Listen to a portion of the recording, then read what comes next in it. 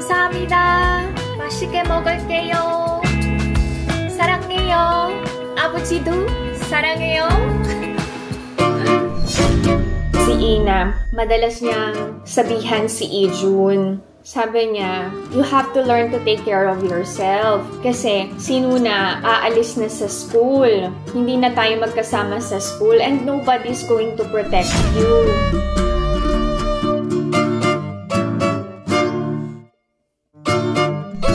How do you show your love and care sa mga siblings niyo? Naka-experience na ba kayo na mabully? Paano niyo na-handle yun?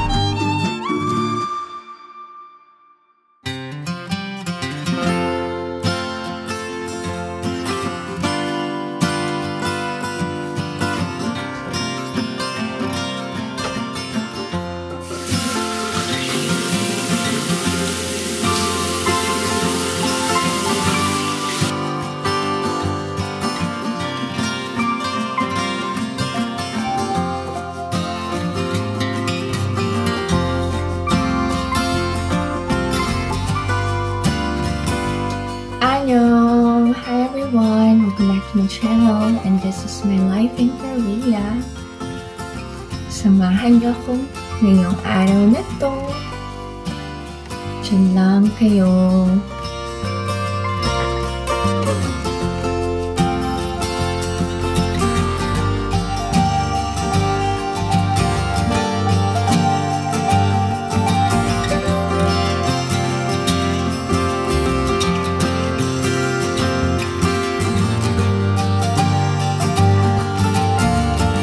Color lip balm to.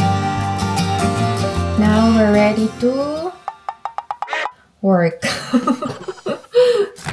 Siyempre, gamitin ko ang gift ni Aboji. Isang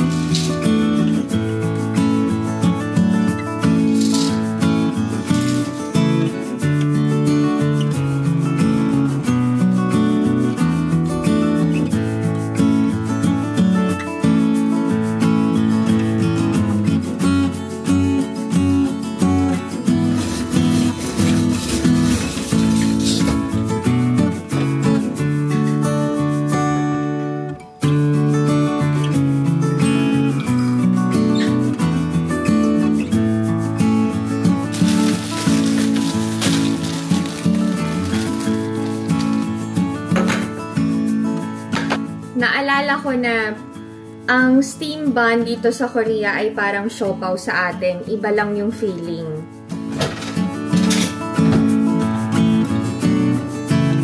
Si Ina ay mag-yogurt na.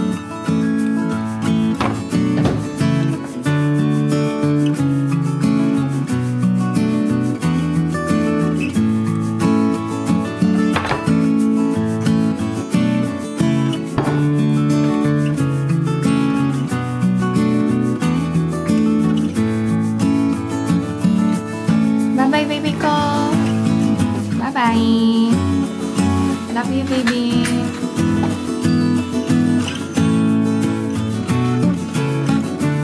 Bye-bye. Love you, Ate.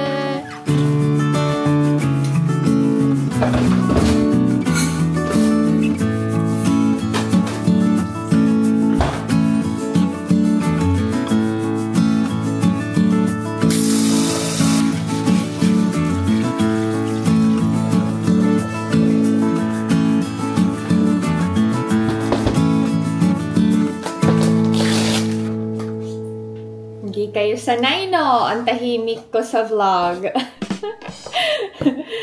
Wala lang. Parang gusto ko lang i-feel lahat ng ginagawa ko ngayong araw na to netizens.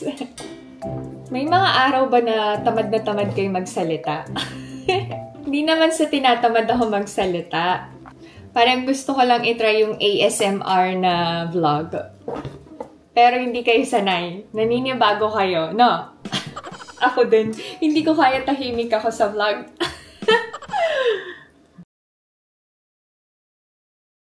Anyway.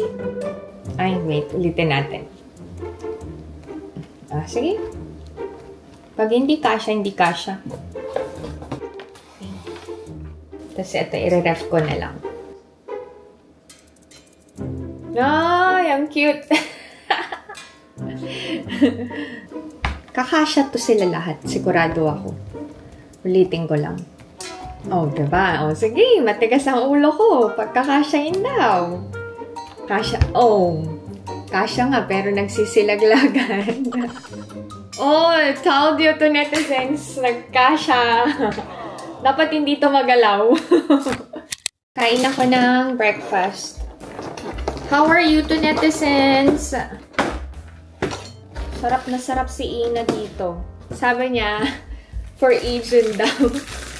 Pero mas marami siyang nakain. Sarap nga. May cream sa loob. Uy, masarap nga. Ang tahimik ko talaga to netizens. Maganda naman yung panahon today. Lagi kong gamit yung bigay ni Aboji para makita niya na na-appreciate ko yung regalo niya. Tapos bibilan niya ulit ako kapag nag-travel siya. Tama si Ina. Masarap nga itong tinapay na to. Ay, thank you, Lord. Nakakabusog. Yung isang piraso. May nagtanong, paano ko na maintain yung katawan ko? Ang totoo kasi, nasa genes na siguro namin na hindi kami tabain. Kahit nung nabuntis ako sa mga bata, hindi rin ako nag-gain talaga ng weight eh. And ayoko din na masyadong mag-gain ako ng weight kasi ang tendency, lumalapad yung mukha ko. Eh, ayoko nang malapad yung mukha ko. So, mini-maintain ko yung ideal weight ko na lang. Kapag alam ko na nasusobrahan na ako sa pagkain, dinadaan ko sa walking or jogging. Lately, hindi nga ako nakakalabas kasi malamig yung panahon. So, what I do is, kina-cut off ko yung sweets. And hindi ako masyado sa, rice. I don't deprive myself, Pag may gusto kong kainin, kinakain ko talaga. Pero, pakonti-konti lang. Ayaw din kasi ni, Alexen ng mga kids na malaki yung tiyan ko. Pero, ang asawa ko, hindi ako sinasabihan na mag-diet ka, ha? Walang ganun. Walang ganun si Alex. Sinasabi lang niya is, I think we have to exercise to stay healthy, ganyan, and fit. Never akong sinabihan ni Alex na, ang laki-laki mo na, yung tiyan mo, ang pangit, ganyan. Never. Ang mga bata, nagsasabi niyan, ang laki na ng tiyan mo, mami, hindi bagay sa'yo. How about losing some weight? Or how about exercising? Para matanggal yung bilbil mo, ganun. May taon kasi na talaga, nag-gain ako ng weight. Pero hindi ganun ka, talaga, kataba. Kain tayo tangerine. Magpapasko na. Nandyan na naman ang kiat-kiat. Tama ba?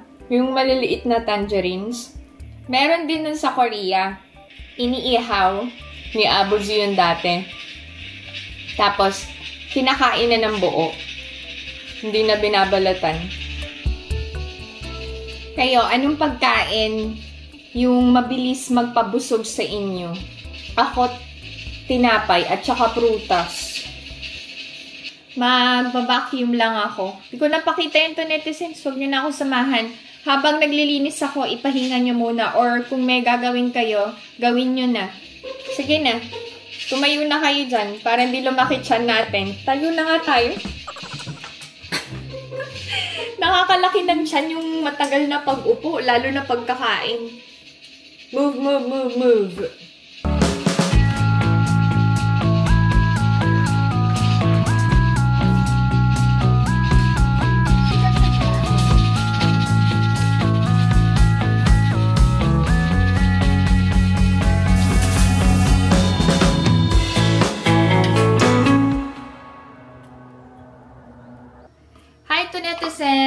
guys, naligo na ako.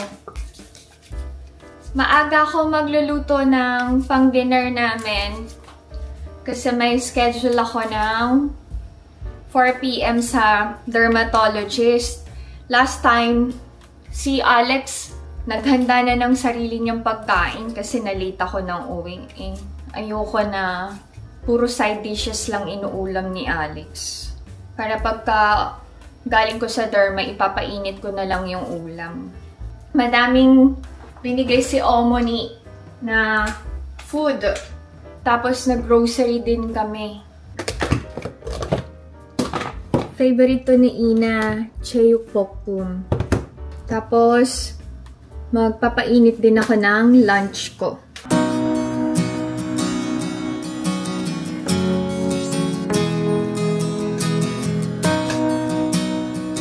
어머니, 감사합니다. 맛있게 먹을게요. 사랑해요. 아버지도 사랑해요. Nanonood ba ang mga biyanan ko ng vlogs ko? Yes, nanonood sila. Anong sinasabi nila sa akin? Tsare daw ako. Naalala ko tuloy yung sabi ni Jim. Kasi he asked Alex kung kumusta yung relationship ko with his parents. Sabi ni Alex, walang problema. Kasi close si Tonet sa mga magulang ko. Tapos, nagnanagba yung mga biyanan ko. Sabi ni Alex, ay naku, hindi. So, sabi ni Jim, wow, Tonet, you broke the curse of Korean mother-in-law. Nakainom na siya nun eh. Alam mo yung reaction niya. Wow! May mga friends talaga tayo na OA mag-react, no?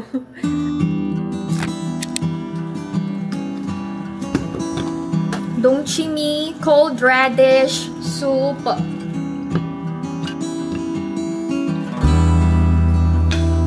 Ano lunch nyo? Ako, simpleng lunch lang. Samahan nyo na ako kumain, ha? Huwag nyo ko iwan. Diyan lang kayo. Wait, nawala yung side bangs.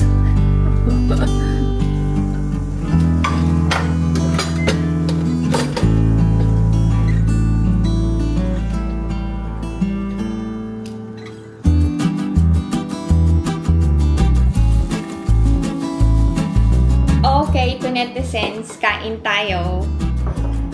Arte, no? Let's eat. So natin sa toyo. Nakakabusog na to. Nagtanggal ako ng apron. Sarap talaga ng mga side dishes ni Omoni, the best.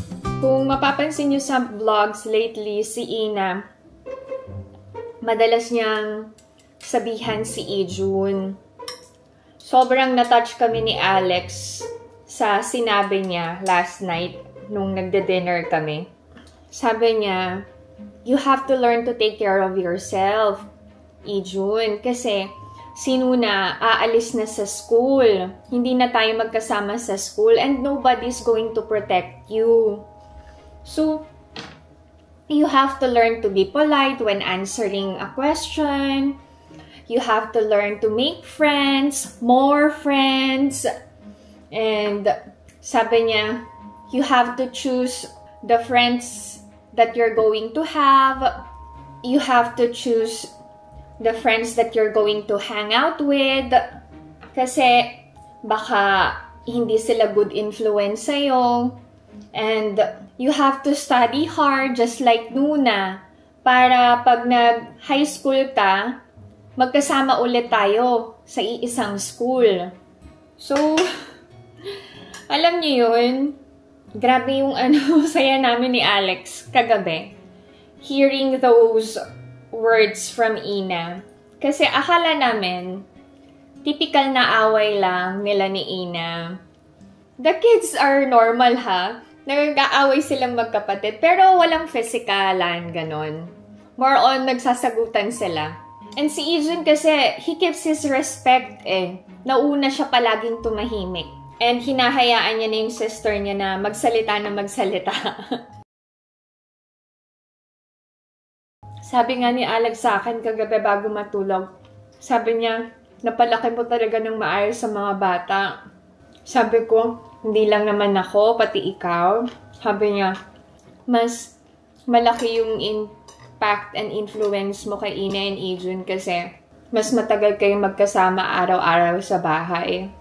Sabi niya sa akin, Suweso, wife. Natahimik ako kasi parang deserve ko yung appreciation ng asawa ko sa akin. Alam niyo yung si Ina, ayaw niyang iwan yung kapatid niya sa middle school. Kasi sa totoo lang, alam niyo, ang lakas-lakas ni Ina. Grabe. Sa aming tatlo Ina, ako, and Ijun, si Ina yung pinakamalakas. Grabe, alam niyo yung grip niya and yung sipa niya. Diyos ko, magkakapasa talaga. Sabi nga niya kay Ijun, you have to learn how to protect yourself. Mag-taekwondo ka nga ulit. Ayaw naman ni Ijun. So, nag-ask kami ni Alex, hindi ka ba nag-worry kapag nag-high school ka na baka may mambuli sa'yo? Sabi niya, walang makakabuli sa akin, apa, o ma. Sobrang lakas ko kaya Saka, sabi niya, hindi ako papahig na mabuli ako. Puso kasi ang bullying talaga dito sa Korea. Pero alam nyo, by God's divine protection, ang mga bata, hindi yan na-experience yung bullying. Kayo ba? How do you show your love and care sa mga siblings nyo? Or, naka-experience na ba kayo na mabully? Paano nyo na-handle yun? Alam nyo ako, personally, mas gusto ko na lang pag-usapan yung about sa family, life, mga future plans, kaysa yung mga chismis. Or about other people. Pag ganun ang topic, umiiwas na ako. Pero, wala pala. Wala lang. Walang pero-pero. May nagtanong, mabilis bang mapanis ang mga pagkain sa Korea? Depende sa klase ng pagkain and depende sa season. In general, hindi mabilis masira ang Korean food. Lalo na yung may mga chili paste and chili powder. Ganun. Pero pag summer, kailangan i-ref or ipainit. Kasi mapapanis ang pagkain. Kahit naman sa atin sa Pilipinas eh. Ang kimchi ang pinakamatagal talagang hindi nasisira. Kahit abuti ng taon, pwede pang kainin. Thank you, Lord. Thank you to netizen sa pagsama sa aking kumain. Teka, kumain na ba kayo? Baka hindi pa kayo kumain. Sige, nakain na kayo. Huwag kayo magpalipas ng gutom. Sasakit ulo nyo.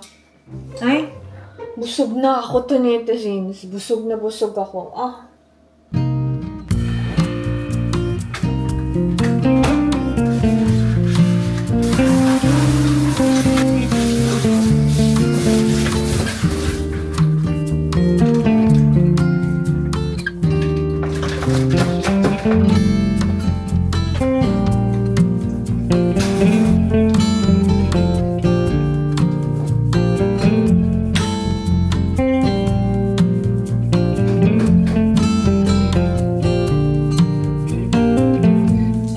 Ng buhay dito sa Korea to netizens.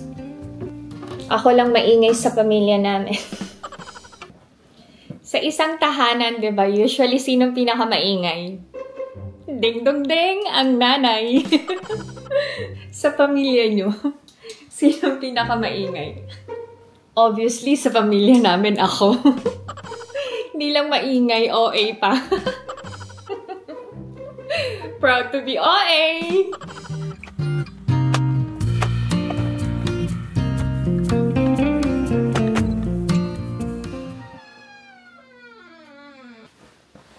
Plansyahin ko muna to bago ko umalis papuntang derma.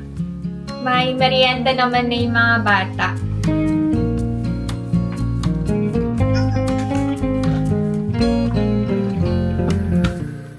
Wait lang. Namimiss ko si Alex.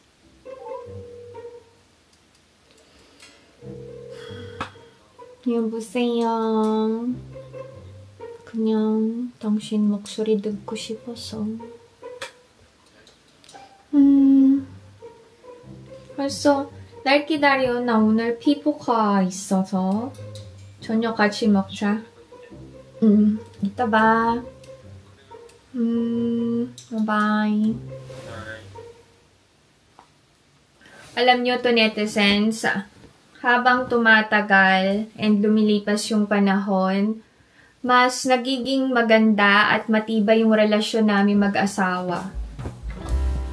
I think maayos na kasi yung schedule niya ngayon sa trabaho. Unlike before na halos hindi ko siya makausap sa sobrang busy niya. Tapos, kahit weekend, may work siya. Ngayon, every weekend, may time kaming mag-date. May family day kami.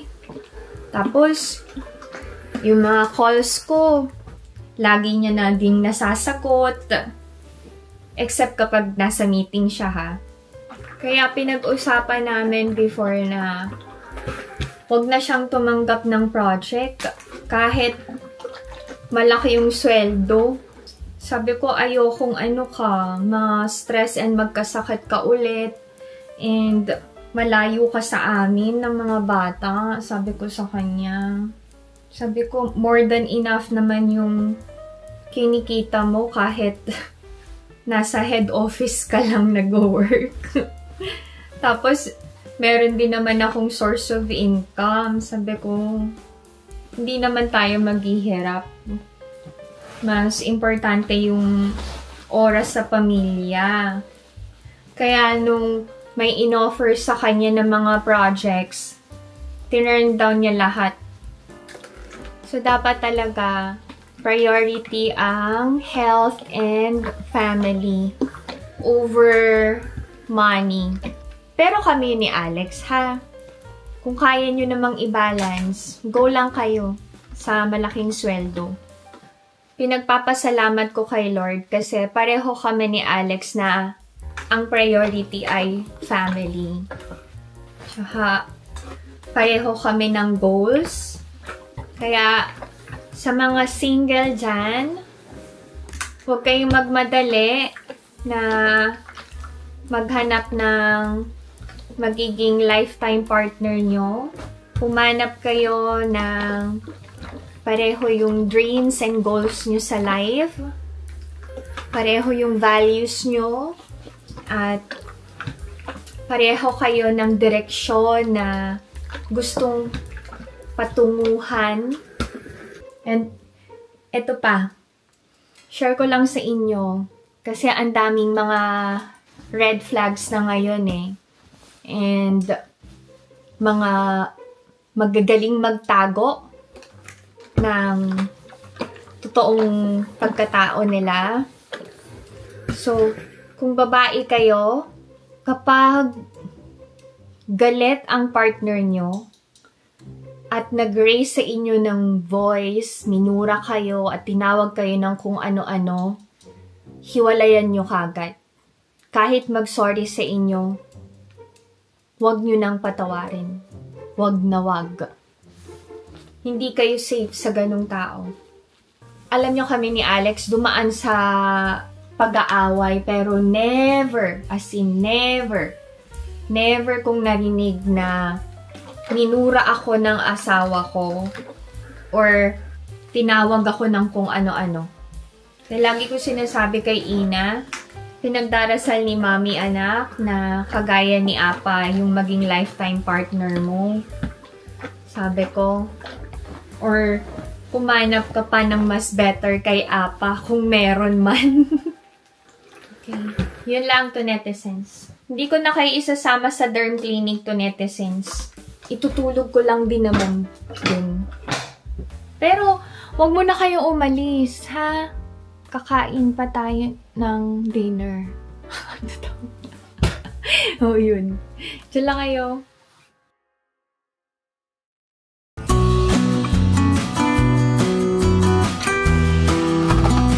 I'm already home to netizens. Prepare na ako ng dinner.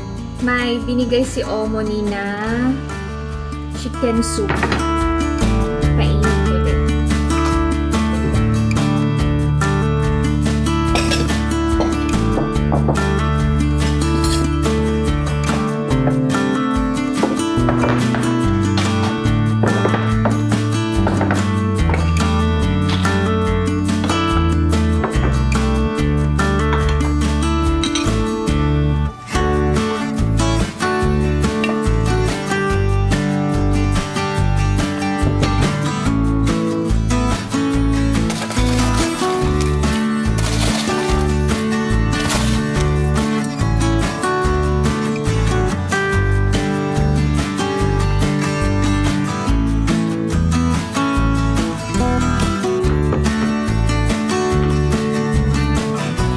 This is our dinner. Very Korean style. Kain tayo.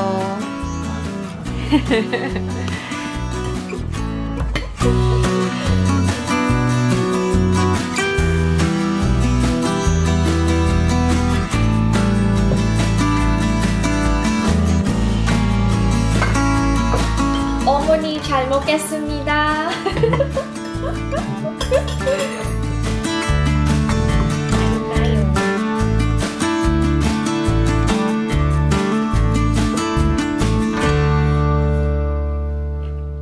Ganito ang meal namin kapag hindi ako nagluluto ng Filipino food. Maanghang yung stir-fried pork. Sobrang sarap, maanghang nga lang.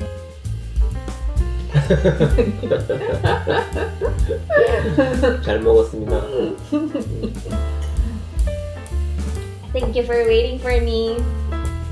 Oh, 잘 먹었습니다, 어머니. Ito yung nauwi namin galing sa farm. Mag-tangerine na lang ako.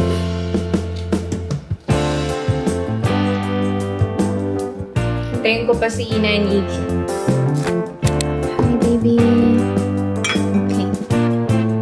Enjoy your meal.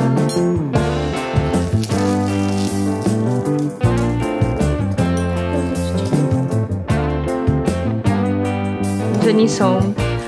Baby, to netizens said congratulations. Thank you to netizens for always rooting for me.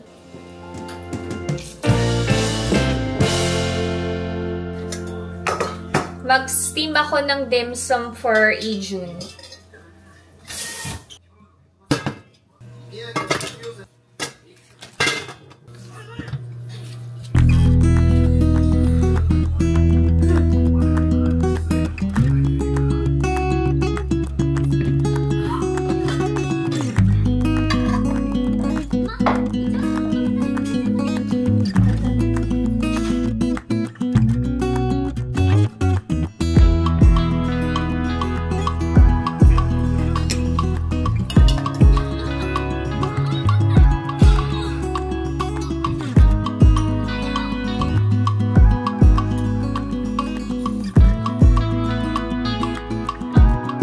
Bye-bye!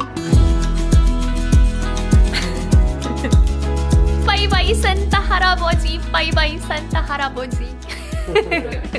Say bye-bye. You say, 호호호호 안녕히 가세요.